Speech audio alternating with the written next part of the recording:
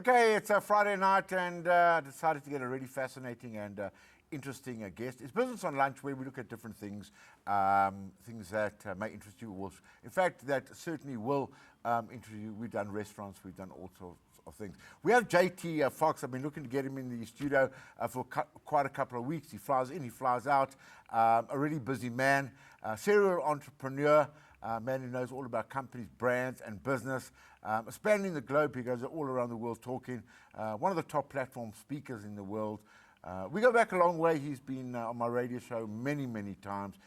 He writes books. In fact, there's not much that JT Fox doesn't do. So let's welcome him. Lovely to see you again, JT. Welcome. It's an honor, especially being after a radio show yesterday and here today.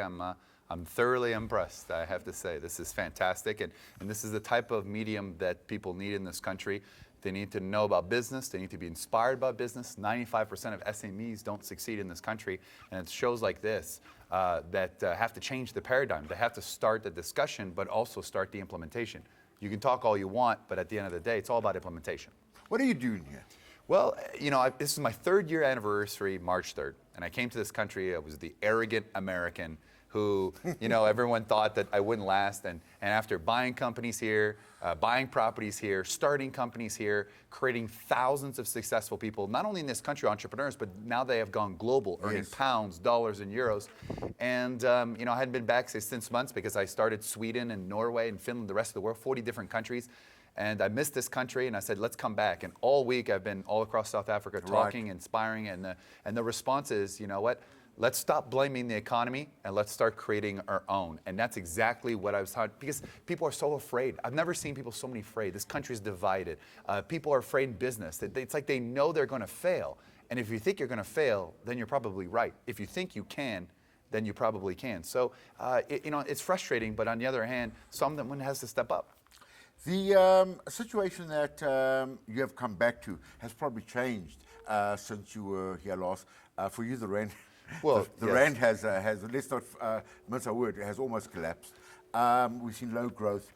We've seen unemployment really where it is 25%. Nothing's really changed in the last 3 years. Let's just be honest. Right. I mean, since I've been here, and I was at Robert Gometti's house, obviously the billionaire today, and he said, when there's blood in the streets, that's when you invest. When the trumpets are sounding, that's what you do. That's what Warren Buffett says. Exactly. And at the end of the day, I think we're too busy focusing on the problems of this country rather than the solution. High unemployment. What do we need to do?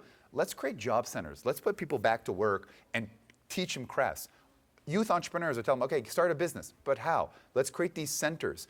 Let's do something, because right now all we do is we sort of blame, complain, and point the finger at somebody else. And I think that's the problem, right? We keep dialoguing. Yeah. Enough with the dialogue. I think we need to unite. You know, I've been sort of hashtagging on Twitter, you know, Entrepreneurs Unite SA. Yeah. Let's unite, a new rainbow nation. The only way this country is going to change is small business, who can hire people, who can create their own economy. It's not going to be mining. I mean, it's not going to be oil. You see what's happening now. It's not going to be commodities. Now also, foreign investors are afraid to come here. There may be a bill that foreigners can't own properties. That's going to deter. The visa bill has prevented a loss of tourism. I mean, I can go on. At the end of the day, we want people to come here. We want people to invest here. This is a third world country with first world people. So we've been shooting ourselves in the foot in many aspects. You talk about the visa thing, which probably chased around 27% of the Chinese visitors who have come to the country. What do you tell people at your events, JT? Well, my people at my events are frustrated and they want change. They want leadership. They want heroes, models, and mentors. But then on the other hand, the people that should be on this show, people like Patrice Motsepe, like Robert Gometti, like Johan Rupert, or Cyril Ramaphosa, who should be here and be, wow, let's be inspired by this. They're all very accomplished. They don't want to put themselves out there because their heads are going to be chopped off, because luxury and success in this country has become a sort of a crime. The whole concept of getting people together and teaching them so that when they walk out, they've not only be motivated, but they've got a plan. It's all important, isn't it? Well, you know, if you don't plan, you plan to fail. Right. Right. And at the end of the day, what people start in businesses is they had a job, now they have a business, and they don't know what to do. I mean, it's the same problem with BE in this country as well. It's just you have people and say, okay, well, here's the BE status, and here's the jobs, and here's the money, and then they don't know what to do with it. And so when they have a job, they don't know they have to pay taxes. They don't know how to keep the people. They don't know how to reinvest in their companies because no one has taught people to do anything. So at the end of the day, and people complain about this country, about BE, a lot of the black people I've helped in this country have made it without BE. So I think everyone's sort of pointing the finger at somebody else rather than saying, what do I need to do to create my own economy? And once people do that, I think the best asset South Africa has, it's not its commodities, it's its people. And when its people believe, as you saw in 1995 and throughout history, when its people unite, they're unstoppable. But if they have doubt, they self-destruct. Let's talk a little bit about JT Fox. I know you started like $100. You were Well, out. actually, $974, $974. which I was here was 10,000 Rand. Right. Now it's like 17,000 Rand, so the story is going to change. Yeah. I hope it doesn't change next time I get here.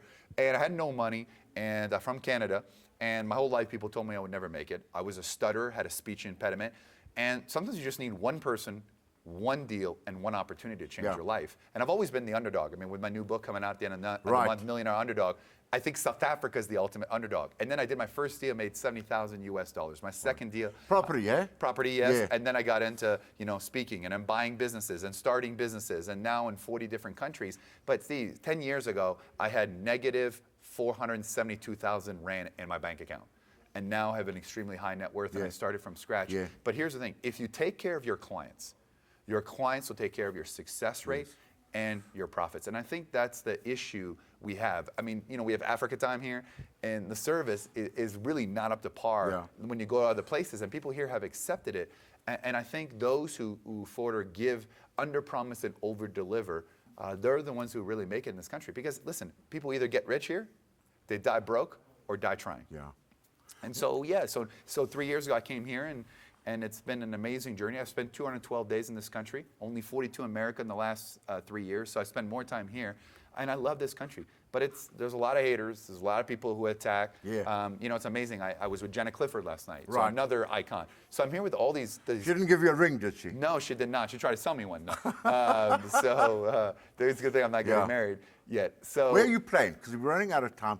If people want to know you, give us your Facebook, your Twitter. So JT Fox, but also too, I'm having a massive event called the Tycoons of Wealth. I'm bringing the billionaires of South Africa and American billionaires, tycoonsofwealth.co.za, and we're going to inspire. I think you're going to be there as well. I'll be there, absolutely. And at the end of the day, is to inspire the people of this country to say, stop blaming the economy, create your own. Nothing is impossible. Let's unite together with you, people listening, the billionaires, and you know what? Let's celebrate our entrepreneurs. Let's celebrate our hero. Let's not lose another Elon Musk.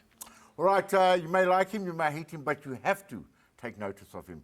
JT Fox, and we'll be having certainly a lot more, been covering some of his huge events and doing a lot with Mr. JT Fox. All right, now the final day of NERSA here